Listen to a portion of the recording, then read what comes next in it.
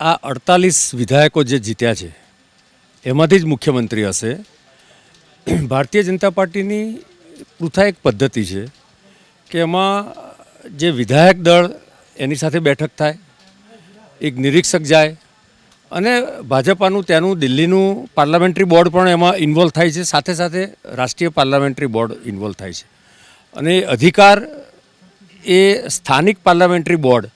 મોટેભાગે રાષ્ટ્રીય પાર્લામેન્ટરી બોર્ડને આપતા હોય છે અને એના આધારે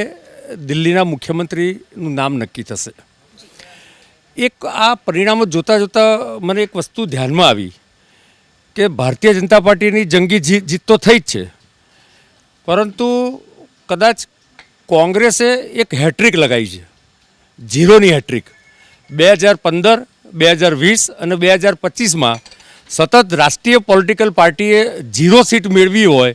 એ કદાચ દેશના રાજનૈતિક ઇતિહાસમાં સૌપ્રથમ વખત બન્યું છે અને આ ચૂંટણીના ઘણા બધા સંદેશ છે। જે રીતે લોકસભાની ચૂંટણી પછી આપણે વાત થઈ કે અહંકારની રાજનીતિ હારી છે, એ કોંગ્રેસની અહંકારની રાજનીતિ હોય કે અન્ય પોલિટિકલ પાર્ટીની રાજનીતિ હોય, લોકસભાની ચૂંટણીમાં કદાચ ઇન્ડિવિડ્યુઅલી ભારતીય જનતા પાર્ટીની થોડી સીટો ઓછી આવી, એના કારણે દેશમાં જે પ્રકારનો માહોલ ઊભો કર્યો એથી જે ભારતીય જનતા પાર્ટીના સમર્થક હતા, જે વિકાસના સમર્થક હતા અને જે સૌનો સાથ સૌના વિકાસ સાથે જોડાયેલા હતા એવા મતદારો પછી એ હરિયાણા હોય, મહારાષ્ટ્ર હોય કે દિલ્હી હોય એ મતદાન કરવા નીકળ્યા અને પૃથા એક બહુ આનો મોટો સંદેશ એ છે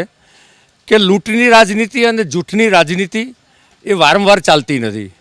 અને એના પરિણામમાં જે રીતે કેજરીવાલ એન્ડ કંપનીએ જે લોકોએ ખાસ કરીને જેલ યાત્રા કરી, જે શરાબમાં એ લોકોએ દારૂમાં ડૂબકી લગાવી, એમને જૂઠના મહાસાગરે ડૂબાડી દીધા અને આ સંદેશ આખા દેશમાં પણ ગયો છે। મને લાગે છે કે આવનારા સમયમાં આખા દેશના અન્ય રાજ્યોમાં પણ એક પોલિટિકલ પરિવર્તનનું એક જબરજસ્ત વાવાઝોડું દેખાશે। આ નરેન્દ્ર મોદીના શાસનની જીત છે।